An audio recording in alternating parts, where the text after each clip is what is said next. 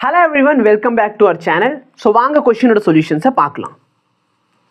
If A is perpendicular to B, A வந்து B க்கு எப்படி இருக்குது பெர்பெண்டிகுலரா இருந்தால் A plus B is equal to A minus B.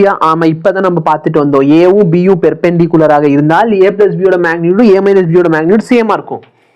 அப்ப ஆப்ஷன் 4 தான் cancel. If A is perpendicular to B, then A plus B is perpendicular to A minus B. ஏவும் பியும் பெர்பெண்டிகுலராக இருந்தால்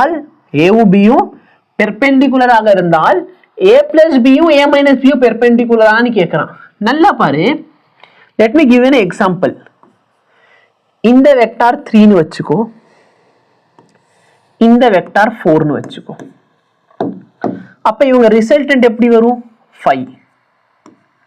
இங்க ஆங்கிள் எத்தனை டிகிரி? 53 டிகிரி. கரெக்டா இல்லையா? அப்ப இது A B, இது என்னது? A plus B. ஓகே, இப்ப பாரு, கீழே பாரு, இது -4. இப்போ உனக்கு ஆன்சர் என்ன கிடைக்குது? இங்க கிடைக்கும்.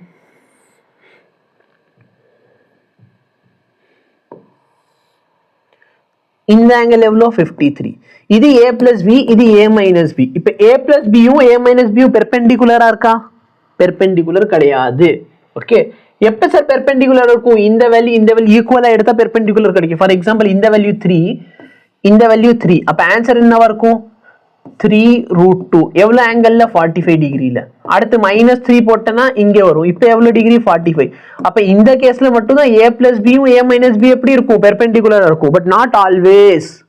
சோ இங்க பார்த்தனா ஈக்குவலா இருக்கா? இல்ல, 90 டிகிரி வரல. அப்ப A plus B is perpendicular to A minus B ன்னு கேட்டா தப்பு. ரீசன் தப்பாயிருச்சுனா ஆப்ஷன் C ஆன்சர். அசர்ஷன் தப்பாயிருச்சுனா ஆப்ஷன் D ஆன்சர். இப்போ நீங்க பார்த்த சொல்யூஷனை பெரிய லாங் வீடியோல இருந்து நாங்கள் கிளிப்பா எடுத்து போட்டிருப்போம். ஸோ மேபி உங்களுக்கு புரியல அப்படின்னா எங்களுக்கு கமெண்ட் பண்ணுங்க. நாங்கள் கண்டிப்பா இந்த வீடியோக்கு ஒரு டெடிகேட்டான சொல்யூஷனும் கொடுக்குறோம். ஓகேவா? இல்லை புரிஞ்சிடுச்சுன்னா வீடியோவை லைக் பண்ணுங்க, மற்றவங்களுக்கும் ஷேர் பண்ண முடிஞ்சா ஷேர் பண்ணுங்க. தேங்க்யூ.